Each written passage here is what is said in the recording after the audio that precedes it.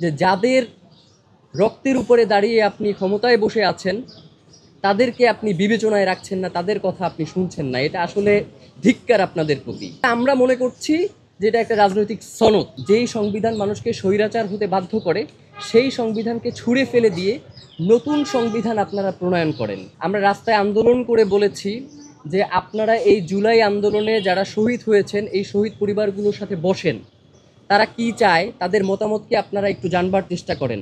আপনার আহতদের সাথে বসেন। ৬৭টা বৈঠকে আপনার রাজনৈতিক দলগুলোর সাথে মিলিত হয়েছেন, নিজেরা ৫টা বৈঠক করেছেন, কিন্তু একটা বৈঠক জুলাইকে যারা এনে দিল, জুলাইয়ের গণ অভ্যুত্থান যারা ঘটাইলো তাদের সাথে আপনাদের বসবার মতো সময় হলো না। এটা আসলে আমরা অত্যন্ত একটা আফসোস বর্তমান অন্তর্বর্তীকালীন সরকারের প্রতি, যে যাদের রক্তের উপরে দাঁড়িয়ে আপনি ক্ষমতায় বসে আছেন তাদেরকে আপনি বিবেচনায় রাখছেন না, তাদের কথা আপনি শুনছেন না। এটা আসলে ধিক্কার আপনাদের প্রতি। আর জুলাই সনদ, আসলে একটা সনদ কিভাবে তৈরি হয়?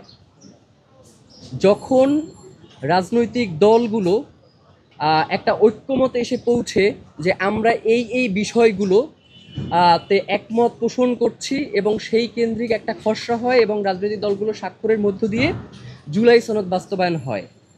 পৃথিবীর কোন ইতিহাসে আছে যে নোট অফ ডিসেন্ট রেখে জুলাই সনদ মানে কোনো সনদ বাস্তবায়িত হয়? মানে আপনি একটা জিনিস মানছেন না, আবার কেউ একটা জিনিস মানছে, সেটা তো একটা রাজনৈতিক সমঝোতা হতে পারে। সেটাকে আপনারা সর্বোচ্চ রাজনৈতিক সংকলন বলতে পারেন, সেটা কোনোভাবেই রাজনৈতিক সনদ হতে পারে না। এটা আমরা মনে করছি যে এটা একটা রাজনৈতিক সনদ। বাংলাদেশের একমাত্র স্মার্ট সিটি বসুন্ধরা এখন আরো নিরাপদ, আধুনিকতায় আরো এক ধাপ এগিয়ে। এখন আপনি কি করবেন? এই জুলাই সনদ স্বাক্ষর হয়েছে, পরবর্তী সংসদের কাছে আপনি এটাকে হস্তান্তর করবেন একটা গণভোটের মাধ্যমে, পরবর্তীতে তারা গিয়ে আইন করবে। এখন আপনি কি এই যে জনগণের কাছে যে গণভোটটা উপস্থাপন করবেন, সেই গণভোটে কি আপনি এই ৮৪টা বিষয়ে যে ঐক্যমত পোষণ করেছে তারা, এই ৮৪টা বিষয়েই কি আপনি প্রত্যেকের কাছ থেকে হ্যাঁ না ভোট নেবেন, নাকি সামগ্রিক একটা হ্যাঁ না ভোটের আপনি ব্যবস্থা করবেন? বাস্তবিক অর্থে তো আসলে ৮৪টা বিষয়ে হ্যাঁ না ভোট নেওয়ার মতো আসলে সম্ভব না।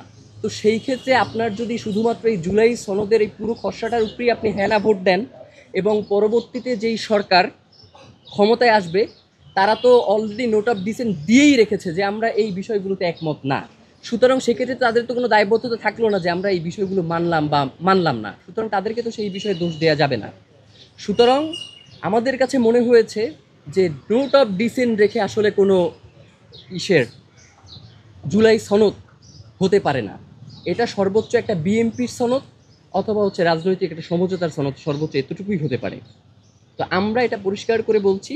এবং আপনারা জানেন যে জুলাই সনদে বেশ কিছু বিষয় সংবিধানের অন্তর্ভুক্ত করা হয়েছে। মানে ৭২-এর সংবিধানকে আপনি যদি বাতিল না করেন তাহলে যেই বিষয়গুলো আপনি সংশোধনের প্রস্তাব দিয়েছেন সংবিধানের, সেগুলো আসলে সম্ভব না।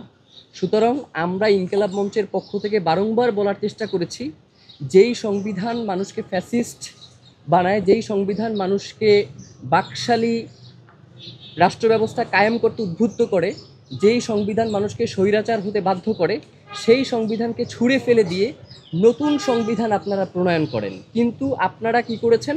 আপনারা জুলাই সনদে বেশ কিছু সংবিধান সংস্কারের কথা বলেছেন। এই সংস্কারগুলোও যদি আপনারা করতে চান, এবং সেক্ষেত্রে আমরা দেখেছি বেশ কিছু মৌলিক বিষয়ের কথা উল্লেখ রয়েছে। সুতরাং ৭২-এর সংবিধানকে রেখে আসলে এই সংস্কারগুলো কোনোভাবেই বাস্তবায়ন করা সম্ভব নয়। সুতরাং আমরা মনে করছি যে জুলাই সনদের যে আইনি ভিত্তি রয়েছে সেটা নিয়ে একদম সুস্পষ্ট একটি অস্পষ্টতা রয়েছে।